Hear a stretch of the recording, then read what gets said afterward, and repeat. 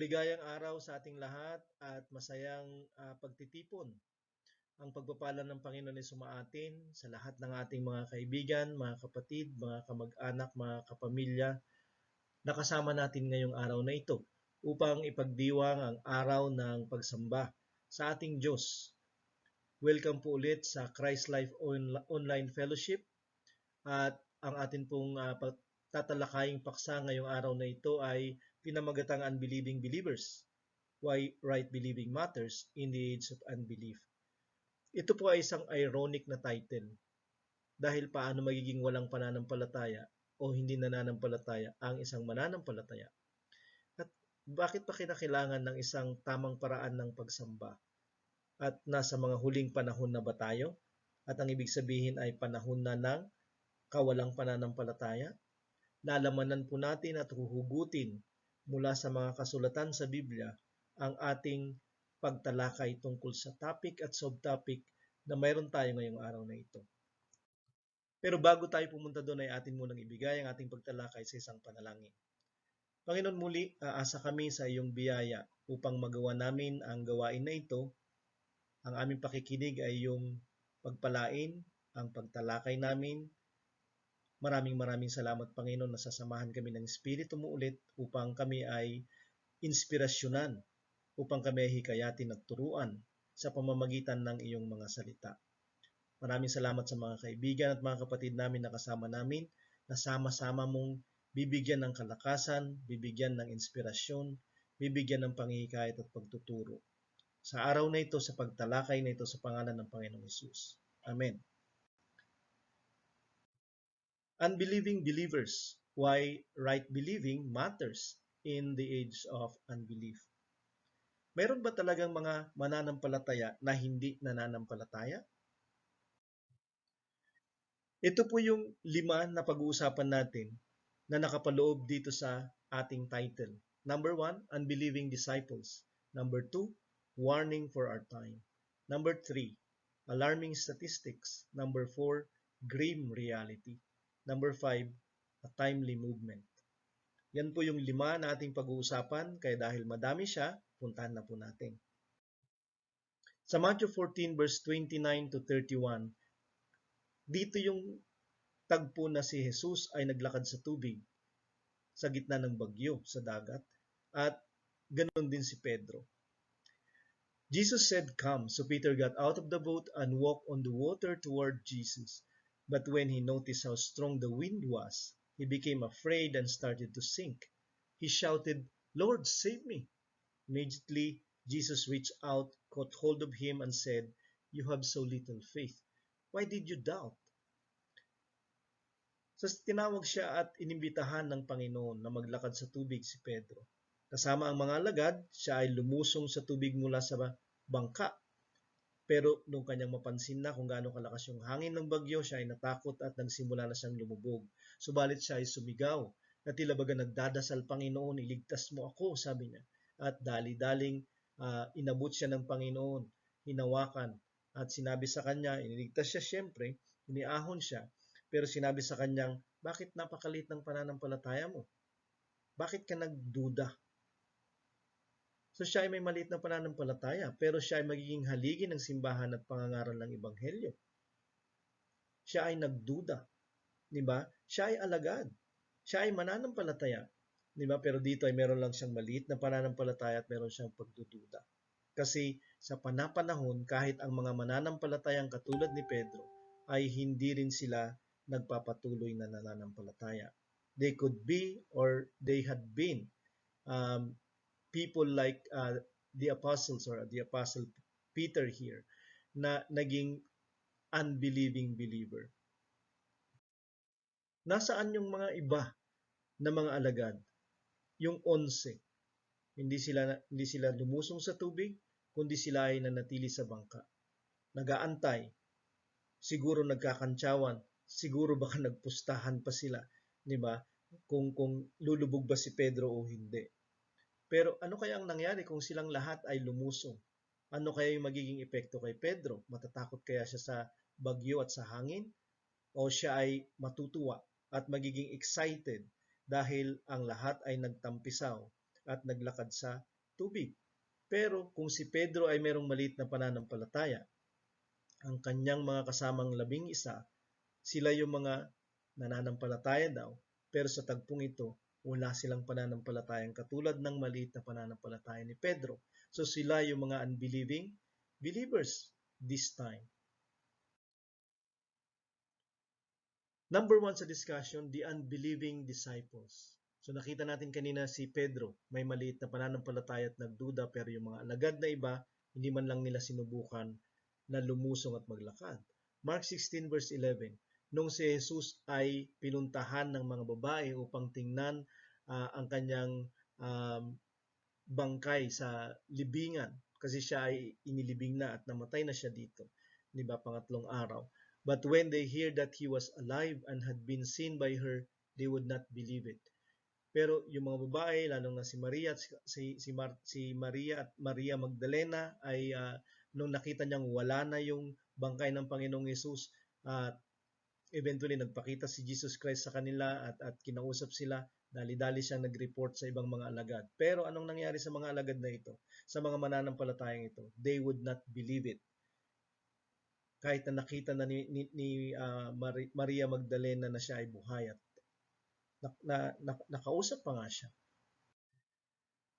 So, yung ibang mga alagad, nung pinuntahan nila yung lugar, nung nakita nila wala talaga siya doon, sila ay bumalik at ipinagbigay alam sa mga ibang mga alagad, di ba? Pero anong nangyari? They did not believe them. Hindi pa rin sila naniwala. Mga alagad po ito. Sa Mark 16:14, afterward, he appeared to the 11. Nagpakita na siya sa 11. Kasi patay na dito si Judas, di ba? Themselves as they were reclining at table habang sila ay kumakain, and he rebuked them for their unbelief and hardness of heart because they had not believed those who saw him after he had risen. Nung nagpakita siya sa 11, sila ay kanyang sinaway. Nirebuke niya sila. Dahil bakit? Sa kanilang di pagsampalataya. Nandito yung mga mananampalataya na hindi, na walang pananampalataya for a while.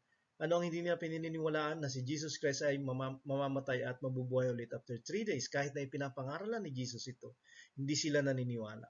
Diba? Kaya nga nung nangyari ito sa Panginoong Hesus, nakita nilang nabayubay na siya sa krus, tapos nalagutan ng hininga, sila ay nawalan ng pananampalataya. Or baka na-reveal lang yung kanilang mga puso na matagal na. Kasi katulad ni Doubting Thomas dito, isa sa mga 11, na sinabi niya, kung hindi ko makikita yung kanyang tagiliran, yung kanyang kamay na butas, hindi ako maniniwala na siya ay nag-resurrect na. Dito sa John 20 verse 27, nagpakita na dito si Kristo ang ating Panginoon kay Tomas upang siya ay maniwala. Then he said to Thomas, put your finger here and see my hands. Put out your hand and place it in my side. Do not disbelieve, but believe. Diba? Sabi niya, itusok mo yung daliri dito sa tagiliran ko, dito sa sugat ko dati, diba? Sabi niya dito sa aking mga kamay, tingnan mo, may butas sila. Huwag kang hindi manampalataya, kundi maniwala ka, kasi si Tomas ay mapagdudang Tomas. Matagal lang sinasabi ni Jesus na siya ay mabubuhay ulit sa kamatayan, pero hindi sila naniniwala. By this time, at this moment, ang mga mananampalatayang ito ay tila baga walang pananampalataya. Ang nananampalataya lang tila baga sa kanilang lahat ay ang magnanakaw na converted sa krus kasama ni Jesus. Magnanakaw siya, di ba? At siya ay nahatulan ng kamatayan. Pero sabi niya kay Jesus sa Luke 23 verse 42, he said to Jesus, Jesus, remember me when you come into your kingdom. Hindi siya naniniwala na si Jesus ay mamamatay at yun lang yung mangyayari kay Jesus, kundi siya ay magdadala ng kingdom isang araw. Maring narinig niya si Jesus na sinabi ito long time ago, di ba? At siya ay naniniwala dito. Siya lang ang naniwala na si Jesus Christ ay hindi mamamatay, kundi siya ay pupunta sa kanyang kaharian at isang araw ay iimbitahin siya dito. Siya lang ang hindi unbeliever dito, yung magnanakaw ito of all people. So, yung mga ibang alagad, silang lahat ay unbelieving believers. Di ba? Unbelieving believers. Di ba? So, kung nung time na ito ay kinakailangan ng right believing, nagmamatter ito at impertinent siya, mas lalo sa kasalukuyan. Number two, warning for our time. Ano ang warning for our time na sinasabi ng kasulatan tungkol sa pananampalataya ng panahon natin? Luke 18 verse 8, I tell you, He will give justice to them speedily. Nevertheless, when the Son of Man comes, will He find faith on earth? Diba? Kung dumating na ang anak ng tao, yan si Jesus, sa second coming niya, makakakita ba siya ng pananampalataya sa lupa?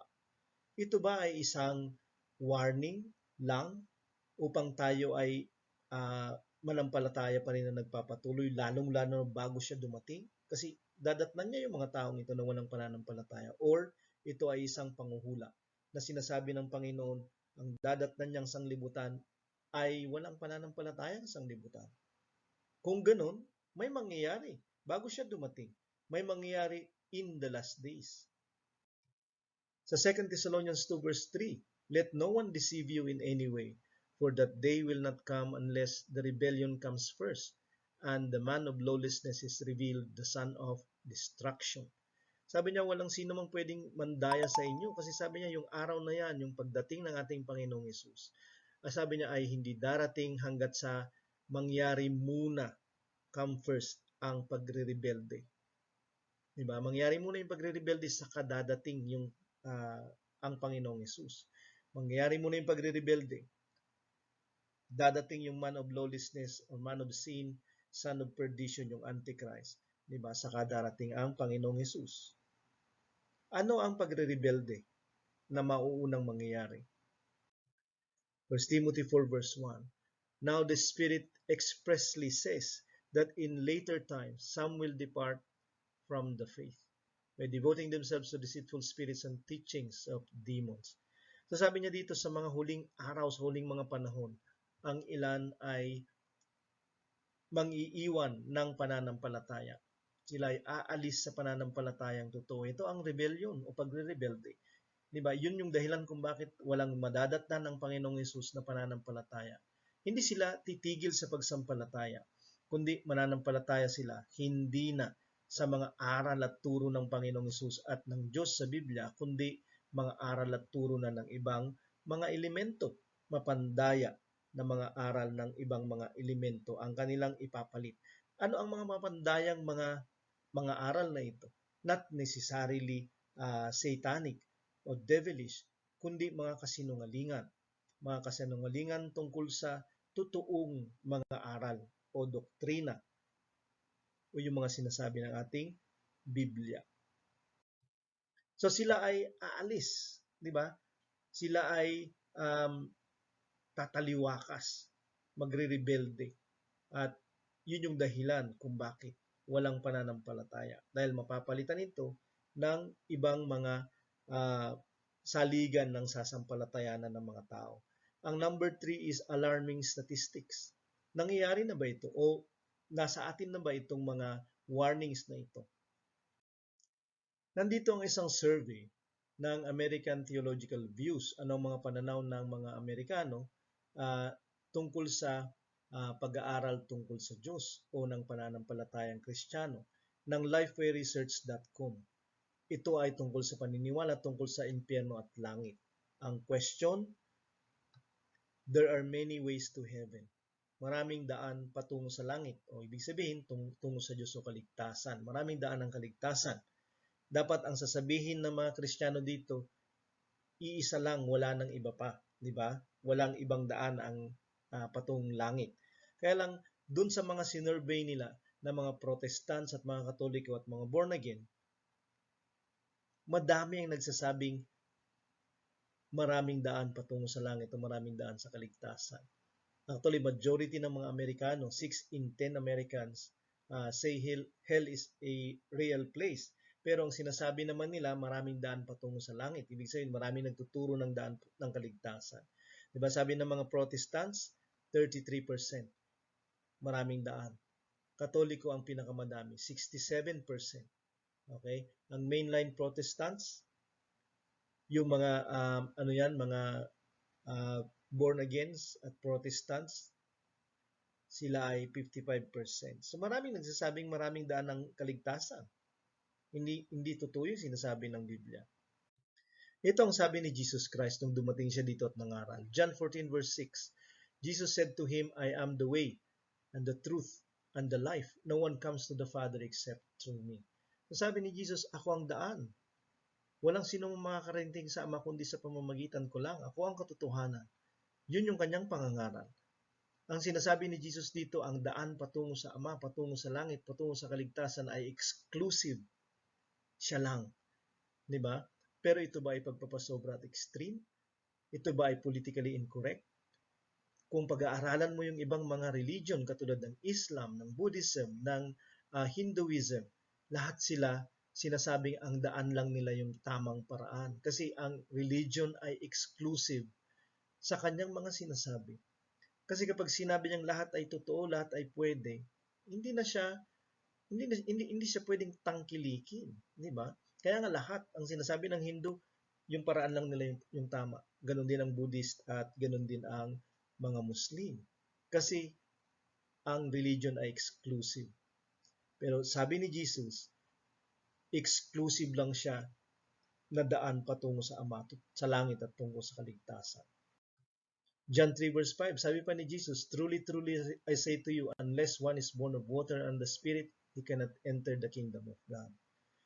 So, hindi pwedeng pumasok sa kaharian ng langit, sa kaharian ng Diyos, ang hindi ipanganak sa tubig at Espiritu. Ito lang yung daan. Wala nang ibang paraan pa. Si Jesus at ang kanyang sinabi. Ito pa yung isang question. Tungkol naman ito sa persona ng Espiritu Santo. The Holy Spirit is a force, not a personal being. Ang Espiritu ay isang puwersa o isa siyang power, hindi siya persona. Ang persona ay meron siyang sariling kalooban, nagdi-decide siya sa sarili niya, meron siyang mga katangian na patungkol sa mga persona, pwede siyang magmahal, pwede siyang makaramdam ng galit, malungkot, etc. Pero kung puwersa lang siya, hindi siya pwede magkaroon ng ganun. Sabi ng maraming mga protestante na iba-iba, protestante at mga katoliko at mga born again, majority sa kanila ang nagsabing, puwersa lang ang espiritu. Puwersa lang siya. Okay? So, 7 in 10 Americans believe there is one true God in 3 persons. God the Father, God the Son, God the Holy Spirit. Pero, kung totoong 7 in 10 ang naniniwala na tatlong persona kasama dito ang Espiritu, bakit sinasabi nilang puwersa siya? Nandito yung listahan sa Old Testament hanggang sa New Testament ng kung ano ang Espiritu Santo at kung ano ang kanyang mga katangian. Isaiah 63 verse 10, the Spirit grieves, nalulungkot ang Espiritu. Luke 12 verse 12, the Spirit teaches, nagtuturo siya. Of his own volition, di ba? Acts 10 verse 19 to 20, the Spirit commands, nag-uutos siya, nagtuturo, nag-uutos. Romans 8 verse 27, the Spirit has a mind. Romans 15 verse 30, the Spirit has love. 1 Corinthians 12 verse 11, the Spirit has a will. Hebrews 10 verse 29, the Spirit can be insulted. So, hindi pwedeng yung mga puwersa lang kasi yun ay non-person, di ba? Non-personal yung puwersa. Hindi siya pwedeng magkaroon ng ganyan. Pero bakit may ganitong katangian ang Espiritu Santo kasi siya ay persona? Pwede mo pang dagdagan yan kung pag-aaralan mo yung Biblia. Kaya nga sinasabi ng kasulatan, ang Espiritu Santo ay persona. Kaya pwede tayong makipag-relate sa Kanya dahil siya ay persona. So, hindi totoo yung sinasabi ng maraming mga Kristiyano ngayon. They are believers, sabi nila, pero they are unbelieving at the same time. Napakarami nila. Imagine yung non-Christians, mas kukunti yung naniniwalang the Holy Spirit is a force kaysa sa mga Christians. Nakakalunos. Diba? Isa siyang worrying, alarming statistics. Dito naman sa Christianity Today, survey, kinukote nila dun sa Lifeway pa rin, Theology Hersey Survey. 2/3 of evangelicals, 65%, affirm the statement that Jesus is the first and greatest being created by God. 65% more than, way more than 50%, majority ng mga Christians, o evangelicals, sorry, iba mga Protestants ito, naniniwala sila na si Jesus ay ang pinakaunang nilikha ng Diyos. Created siya. So, hindi siya God. Siya ay created being. si Jesus. Ano ang sinasabi ng kasulatan? So Colossians 1 verse 16 to 17, for by Him all things were created. Pinatutungkulan ito si Jesus. Sa pamamagitan niya nalikha ang lahat. So siya ay creator, siya ang lumikha ng langit at ng lupa, visible and invisible. All things were created through Him and for Him, and He is before all things. Hindi lamang niya nilikha ang lahat ng bagay sa langit at sa lupa, nakikita at hindi nakikita, kundi siya ay nandun na bago pa lahat ng mga bagay. Kasi siya ay walang simula. Sabi sa Micah 5 verse 2, siya ay palaging nandyan kasi siya ay God. Siya ay uncreated, uncaused, cause, or creator.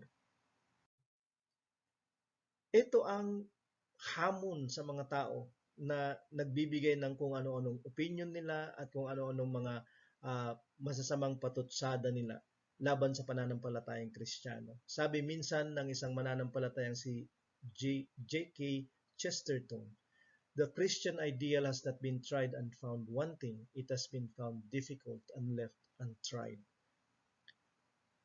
Ang mga paniniwalang Kristiyano ay hindi sila sinubukan at ito ay nagkulang, naging bitin. Kundi, sabi niya, natagpuan nila itong mahirap at hindi na nila sinubok pa. At karamihan ng mga tao ay ganoon. Minsan paulit-ulit o inuulit pinaparot lang nila ang sinasabi ng iba. Hindi talaga nila iyon totoong paniniwala na pansarili. So madami sa mga kasalukuyan ang mga mananampalatayang walang pananampalataya. Number 4, grim reality. Diba? Ito ang katotohanan na kahindik-hindik, nakakatakot. Kasi mayroong unbelief sa mga churches at mga believers. Ang mga unbelieving believers, mayroon talaga silang unbelief. Katulad sa John 6 verse 41-42. So the Jews grumbled about him because he said, I am the bread that came down from heaven. Itong mga Hudyo na ito ay nakikinig sa kanya. Sila ay mga alagad niya o disciples niya. Nakikinig ng kanyang mga pangangaral. Diba? Meron siyang ginawa dito, pinakain niya yung 5,000 mga lalaki. So kung dadagdagan pa ng mga matatandang babae at mga bata yan, ay pwede pang dumami at madoble. Diba? Pero naglakad din siya sa tubig dito. Pero pagkatapos nito, nangaral na siya. Sinabi niyang, ako ang tinapay na bumaba mula sa langit. At anong sabi nila? Is not this Jesus, the son of Joseph, whose father and mother we know? How does he now say, I come down from heaven?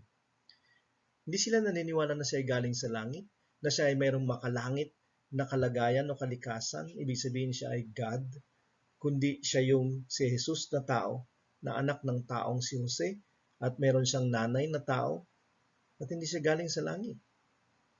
At may mga ganitong paniniwala sa kalagayan natin, sa panahon natin. Yung Jehovah's Witnesses, yung Iglesia ni Cristo. Sila ay hindi naniniwala na galing sa langit si Jesus Christ, kundi siya ay pinanganak at doon siya nagsimula kasi tao lang siya. Pero ang sinasabi dito ni Jesus, siya ay magdadala ng tinapay at siya yun na magbibigay sa kanila ng buhay na walang hanggan kasi galing siya sa langit. So, question about the divinity of Jesus. Ang unbelief ng madami. So, verse 51-52,